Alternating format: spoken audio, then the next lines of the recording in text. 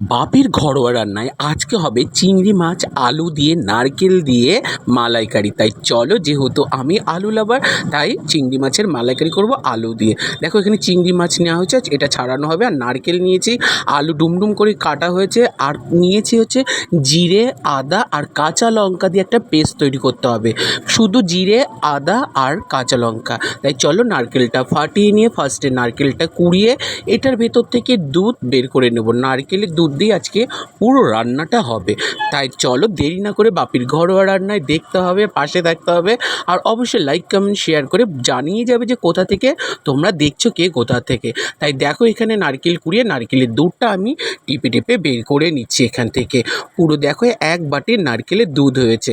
দুধ হওয়ার পরে দেখো এটাকে তারপরে চিংড়ি মাছগুলি আমি কড়াইতে সর্ষের তেল দিয়ে ভাজা পর্ব চলছে। চিংড়ি মাছ ভাজা ডান হয়ে যাওয়ার পরে আলুগুলি ভেজে নিচ্ছি।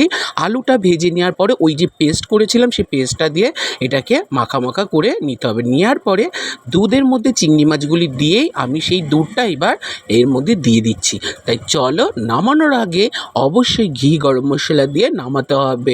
আর এটা খুব সুস্বাদু হয় এবং গন্ধটাও খুব দারুণ বেরোয়। তোমরা কিন্তু অবশ্যই ট্রাই করবে, আর ট্রাই করে অবশ্য বলো যে কেমন লাগলো।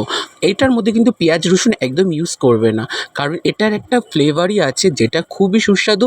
ভাত মাখার সময় তোমরা এই নারকেলের ফ্লেভারটা আর ঘি গরম মশলার ফ্লেভারটা পাবে। তাই চলো দেখো চিংড়ি মাছ দিয়ে এবার আমি মাখিয়ে ভাতগুলি খেয়ে নিলাম।